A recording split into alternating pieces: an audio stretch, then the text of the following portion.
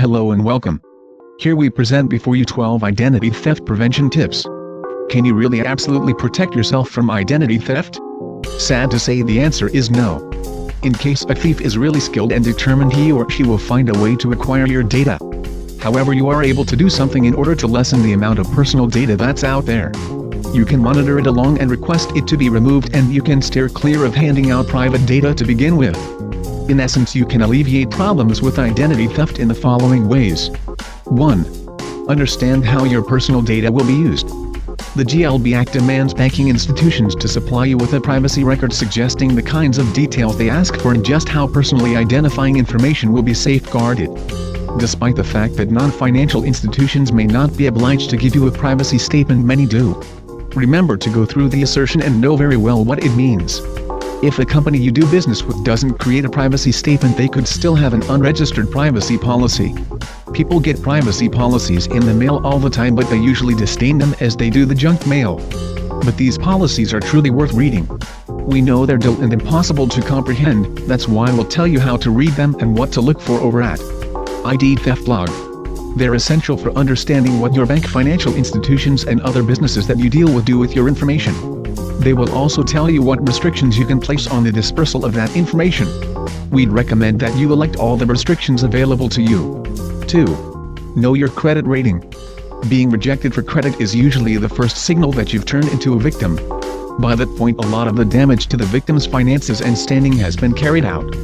Finding and catching an identity thief early before she's had enough time to perform large purchases is the foremost approach to keep the harm to the absolute minimum. Order your credit report often and evaluate what it states about you at least annually. Compare it to your own records of credit card accounts, bank accounts, and so forth, and correct any information on the report that is inaccurate. Find more information about contacting credit bureaus to make corrections to your credit bureau report. 3. Use identity theft protection services like LifeLock or Privacy Guard. To avoid becoming a victim of identity theft, you have to monitor all 3 credit bureaus, Equifax, Experian, and TransUnion. Not one but all 3. And you have to monitor them 24 hours a day, 7 days a week. Any request for your credit would have to go through one of those bureaus. If you could be notified in real time of that happening, then you could prevent this crime from occurring. Services popped up and said they could monitor one's credit, but they monitored only one bureau. They would notify you by letter, so that meant you would know maybe 5 days after the fact.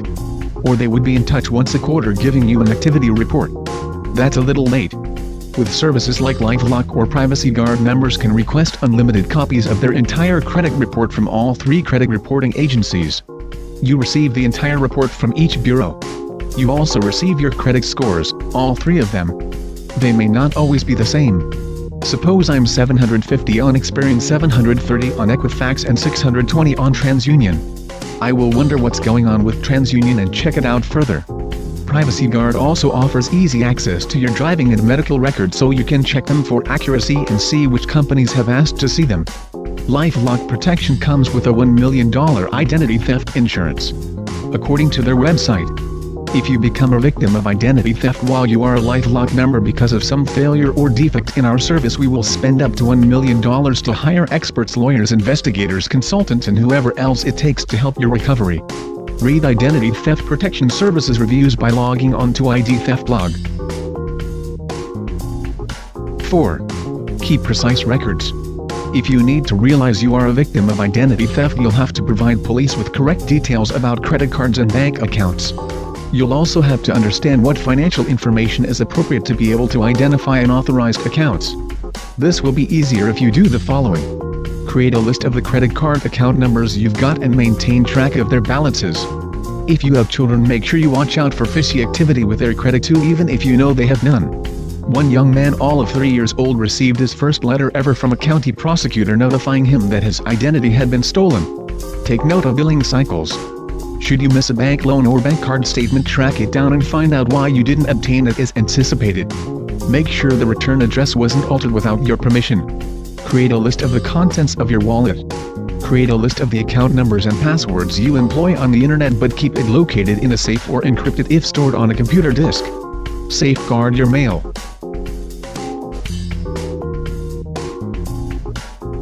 5. Don't give out your SSN. Protect government and other identification.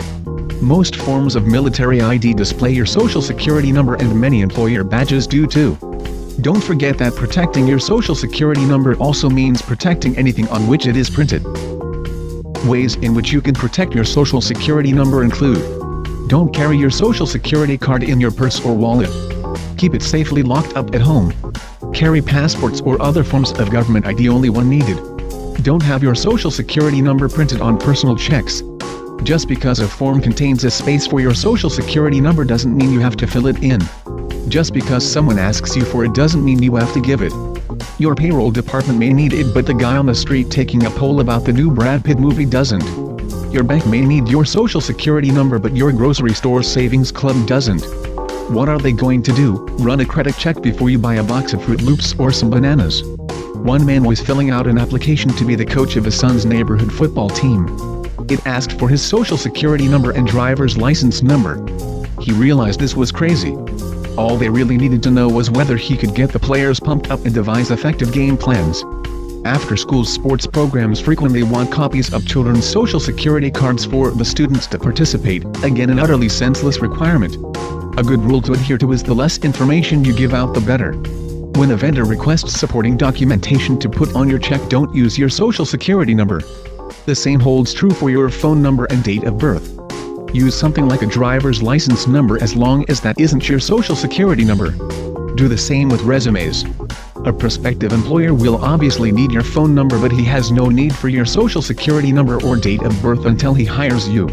Thieves in fact place help wanted ads in the paper inviting resumes that are to include social security numbers. 6. Physical world precautions that are helpful in avoiding online theft. Avoid another person from taking mail out of your mailbox by getting a locking mechanism for it or employing a P.O. box. Drop mail into a post office mail receptacle rather than utilizing your home mailbox to send mail. Use a shredder to get rid of junk mail or any documents that contains personal data.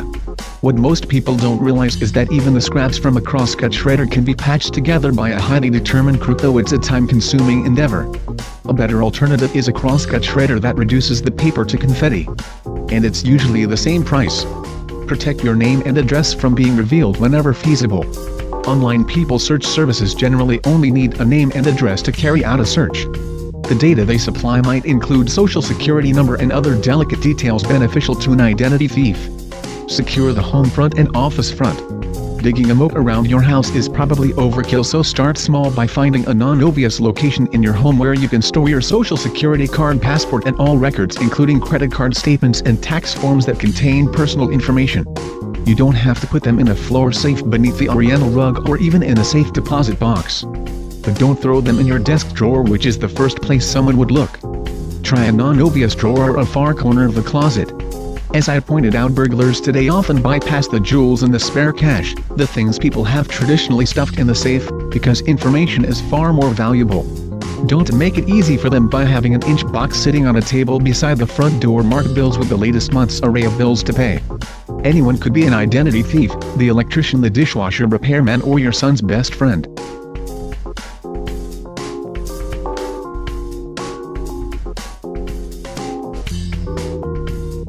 Stay tuned for more tips on identity theft protection. Log on to ID Theft Blog. You can also subscribe to our channel and follow on Facebook.